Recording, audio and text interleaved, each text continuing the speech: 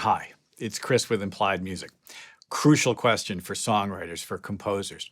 How can I get a motif, a short musical, melodic idea to extend? How can I write a satisfying longer melody?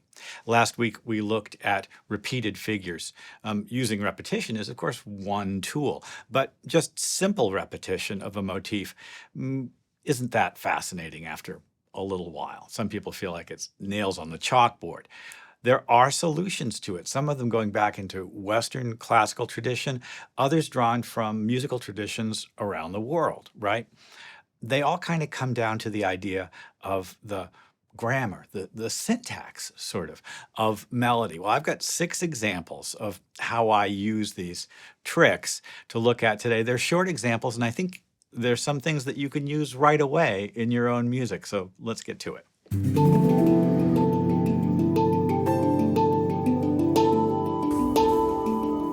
Well, my teacher, Dr. Roland Wiggins, took a almost scientific view of melody. He broke it down into essential tones. Even a long melody might have 1 or 2 target notes, so to speak. And the melody, as it moved from one note to the next, as the intervals progressed, as the rhythms changed, would aim for those target notes. I'll show you what I mean. So let's say I have a C as a target note and a G as a target note.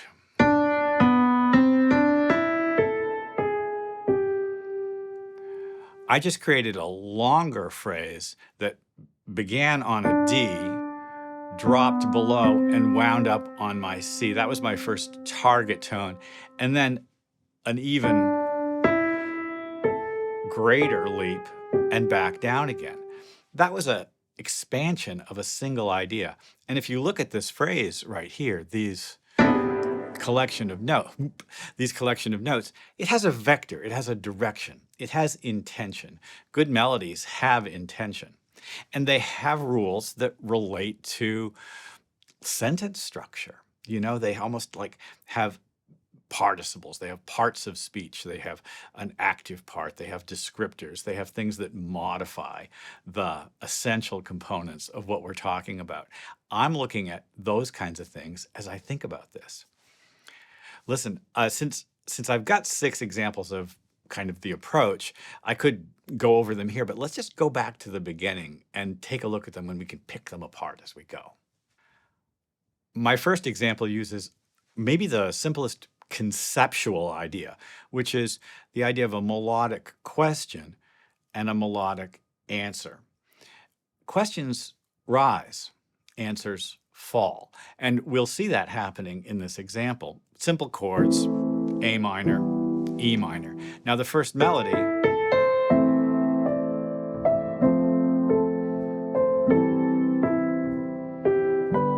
question, answer. And you can see I've gone through a harmonic change.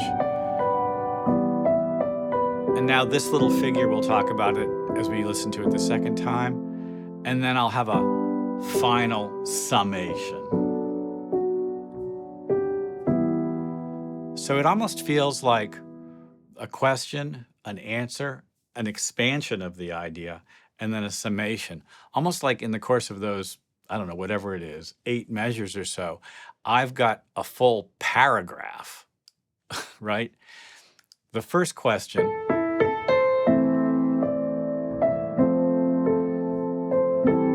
almost feels kind of epic, ending on that G.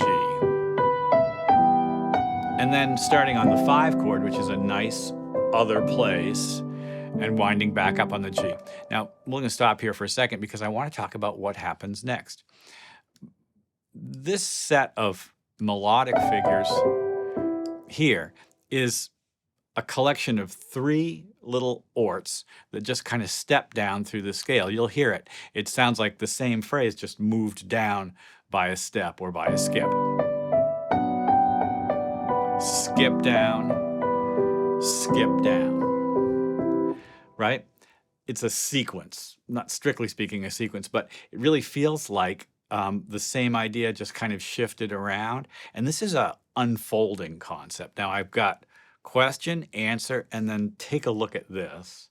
And then a final summation, a musical summation of the question and the answer. And that resolves to our sort of home chord. That moment.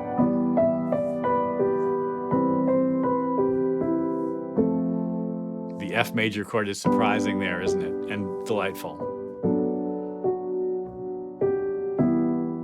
And a good melody frequently will give us a nice, strong resolution. I think a lot of the examples that I've prepared for today's lesson have a feeling like they have a kind of a logical end point. If you want things to go even further, you can set it up so that your long melody doesn't have a logical endpoint. You can progress further. 19th century romantic composers from Europe would frequently just never end things. It never lands on the tonic. There's always a sense that we're moving forward to the next chord, to the next sort of harmonic space. This one feels like it buttons nicely. And that's okay. I think our next example will do that same thing too, but in a really different way. I think of this type, this is our second example, as variations on a motif or variations on a theme. I've got a rhythmic and intervallic motif. Here it is. That's it. So I'm going to explore that by moving it kind of around my harmonic center, moving it to different places within the scale. And in this example, I've used what's called a secondary dominant, so that the one chord, you'll hear it happen, D, will get sort of shifted around. We'll have an E7 chord, the 5 chord of A, and we'll wind up on A halfway through. That secondary dominant gives us a really clear sort of separating halfway point, and it really gives us a sense of a longer phrase. Okay, so here's our melody.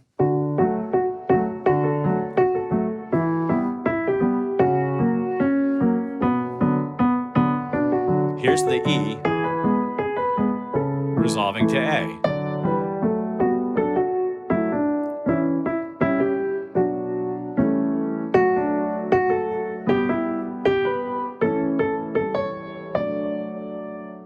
You will have noticed that this example uses a similar structure to our first one.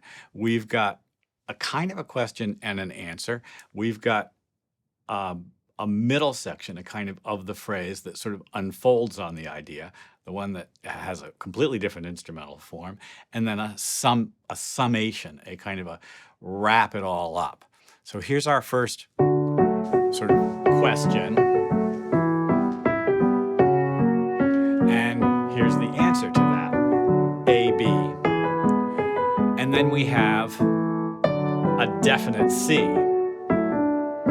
And we have to get back home again to the D chord.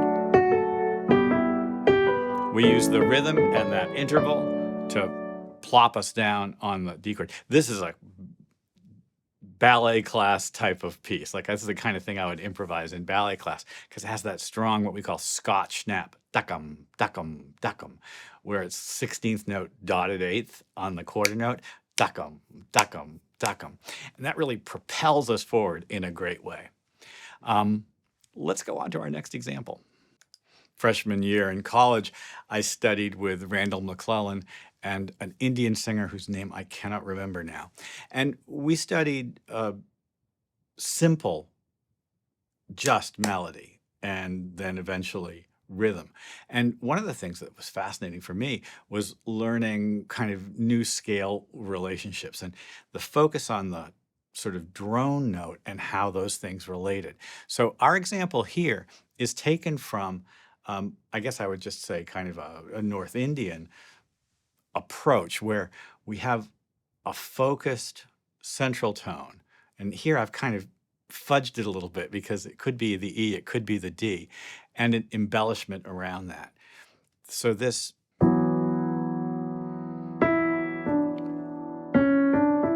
has a unique scale associated with it, and I'm going to embellish that with using that scale. This is a free and improvisational approach to creating a longer melody. There are definitely essential tones, target tones that I'm looking at, the E, the B, the D.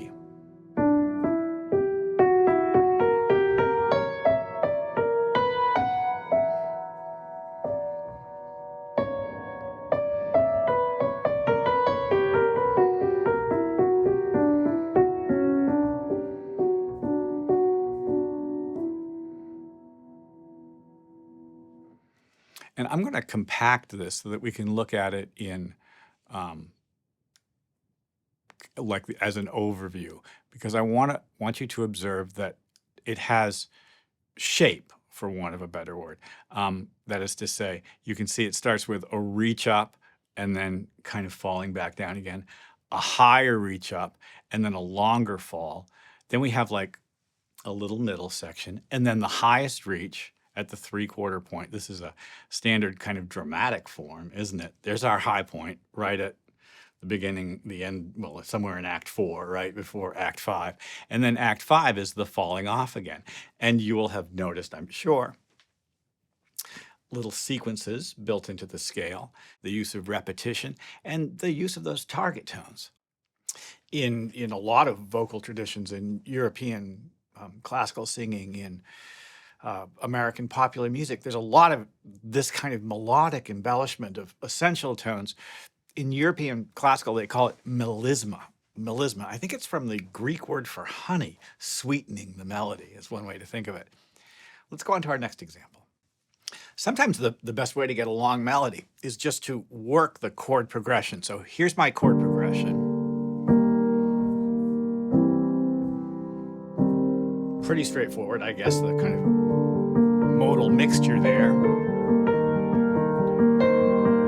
The D against the C major, and then it falls back to C minor. Gives us something pretty interesting.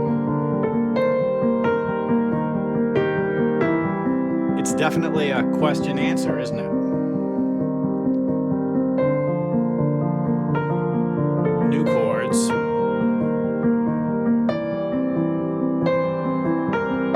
It's a sequence rising. And then back to our original statement.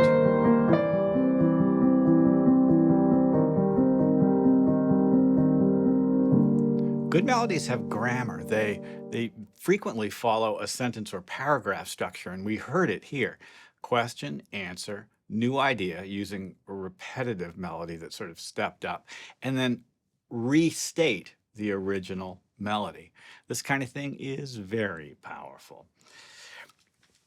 Well, this is music theory. There's no question that there are, I guess I would just say, built-in structures in the way we understand language and the way we sort of parse the world. And the truth is, I'm sure, everyone's are a little bit different. And that means that everyone's music theory should be a little bit different. My teacher, Dr. Roland Wiggins, said, you've got to be your own theorist. And I think a good creative musician, anyone who's interested in writing their own music, working on their own material, has to also come up with an approach, a concept, and that's essentially a theoretical idea.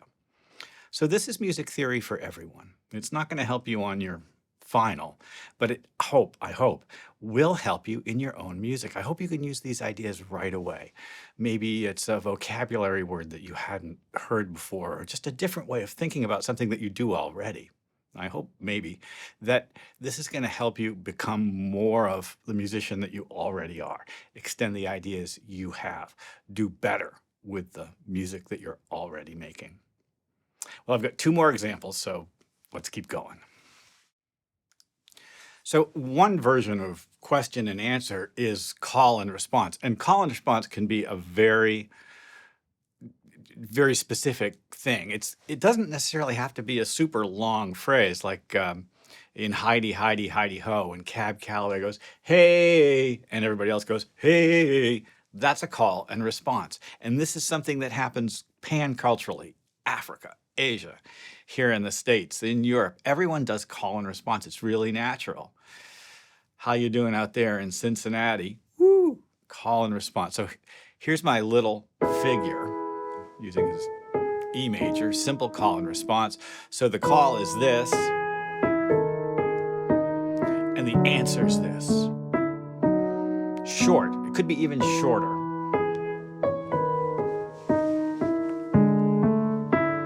And you hear the big separation between the two. Honestly, not a good answer, more of a response.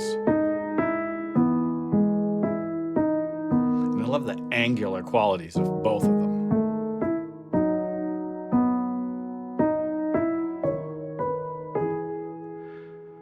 And I've sort of intentionally ended on the major third, just kind of happy, making it happen.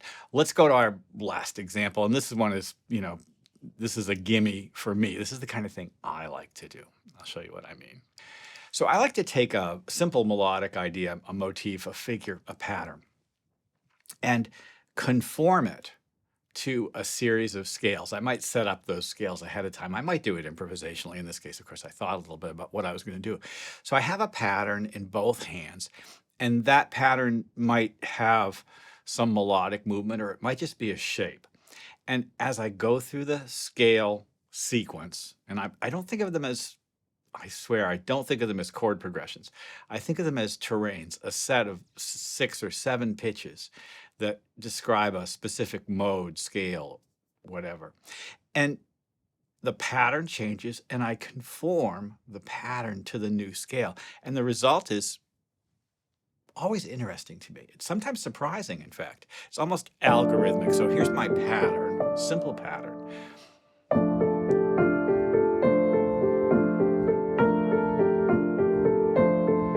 And then everything changes.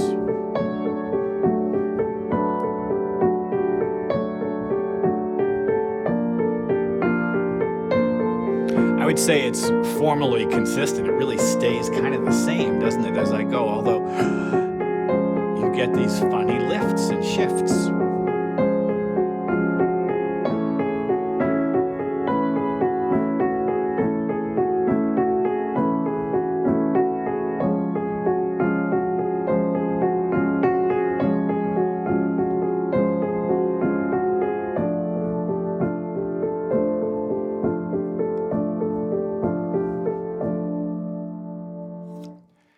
Well, that's a almost cinematic texture, and it would just sound terrific sort of handed out to strings and winds and brass, and maybe have some extra percolating synths under there.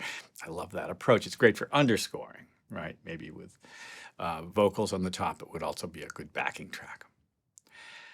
A good melody is grammatical. It tells you about its own structure as it proceeds.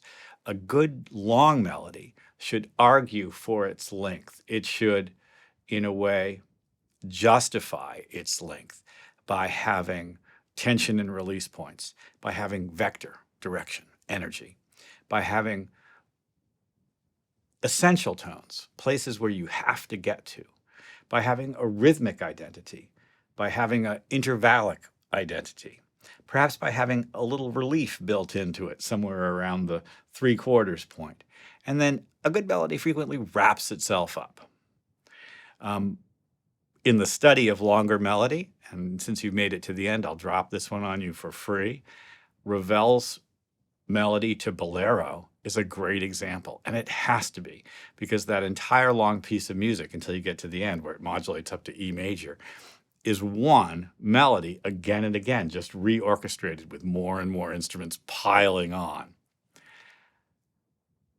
Gee, I hope this has been useful. As I asked, like and subscribe and ding the bell to be notified when I do my videos. I really want to know how you guys do it. How do you make a long melody? I mean, for me, it's partially intuitive, but it also feels scientific sometimes. I let my intuition go, and then I examine it and kind of coldly, dispassionately say, what do I need to do there? Sometimes it takes a while to write a good long melody. Well, I'll see you next time.